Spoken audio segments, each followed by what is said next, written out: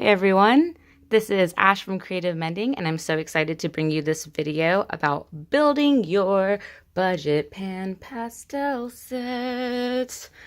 I got this question from Erin on Facebook, and I was really excited because I've been wanting to talk about this for a very long time. Pan pastels are a little bit expensive, and anytime you get into investing in a product that has a high price point for each individual item, it can get kind of overwhelming because these companies tend to sell sets. And I have to tell you right off the bat, my number one suggestion with investing in something like PanPastel is, I'm so sorry, PanPastel, but stay away from the sets. Stay away from the pre-built sets. The only set I can recommend is their foundation set, which comes with 7 colors I've listed on the screen. And I also have those colors in my set as well. But I don't need that many colors in my art. I tend to layer, so I really like having an array of colors, but with simple colors that I can layer and make all sorts of fun, crazy things with. So yeah, just don't buy the sets, because then if you get pressured to use something that you bought and then it pushes your art into a place where you're unhappy, it might get discouraging. And just stay away from the sets. I suggest going and looking at your art and thinking about all the different colors that you actually really like using in your art. For me, I really like bright colors. I work on dolls, and sometimes those dolls aren't basically skin tone. They'll be like green or blue or red. So it was kind of weird because I had to have colors that I could create bases with and that I could build really fun stuff with. So without further ado, here's my PanPastel set, and I bought the case first. It was empty. It came with this lid, and then I filled each spot with my PanPastels. I don't even need these many colors. I actually only used about half of these. The reason I bought so many was just to fill the set, and as you can see, I'm a little bit OCD because they're all like facing the same way, and I have them organized by my color wheel and all that kind of fun stuff. So the first colors I would definitely suggest are going to be your primaries. Always get your yellow, your red, your blue. I did grab my green afterwards so that I didn't have to pre-mix these all the time. I could just kind of jump in straight with my green. And I always recommend getting a black color. This looks really similar. This is actually the pearl black. So I will go ahead and mention all the colors I have. I have my pearl white. This is sort of like a metallic silver, metallic gold. I have a pearl black, which I've never used that. Or this one. I've got this white, just a plain white, which I do use quite often.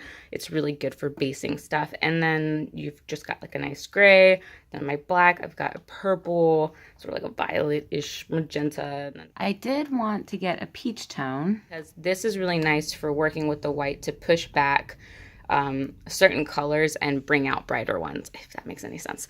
And then, yep, we've got our red, and this looks like it would be the burnt sienna. This is I'm sorry, this is the burnt sienna, but they have a burnt sienna, and then they have like a burnt, what is this now? This is the burnt sienna X dark. So yeah, never touched that one before. I actually just need the burnt sienna. I use the burnt sienna pretty often, once again for basing with these colors. And then I've got sort of a dark umber and orange. We've got yellow, green, a pretty sort of teal color because I love teal, and I've probably only ever used this so many times. And then this really nice rich blue color, which I seldomly use much of because it is just so beautiful and pure. And then I've got the colorless blender, which I never use colorless blenders.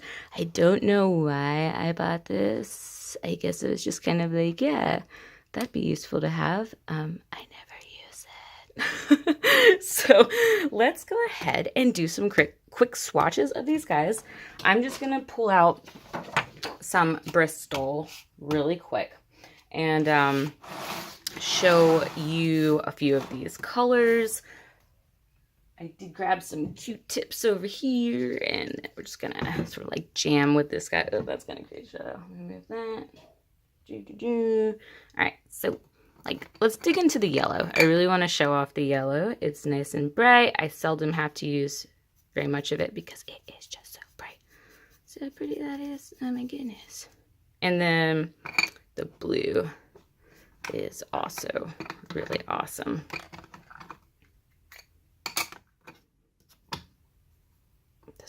This blue is crazy. And so just an example here, you can build those greens and get what you want out of it. You don't have to use that green. You don't.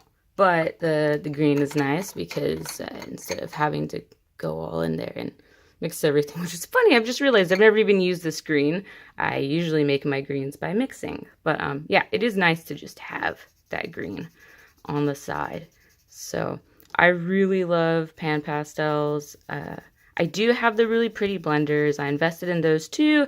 I just don't really use them very much because I constantly like a really pure color. And like I said, I'm constantly blending my colors, so it's more useful for me to just have like Q-tips around or use different paintbrushes and stuff. And I think, in conclusion, the best thing that I can suggest for building your PanPastels set on a budget, number one, stay away from the sets. Buy only what you need. Take it slow. Get your primaries first. Definitely grab a black. I do recommend the white. It is very useful. But you don't have to go crazy. Just a handful.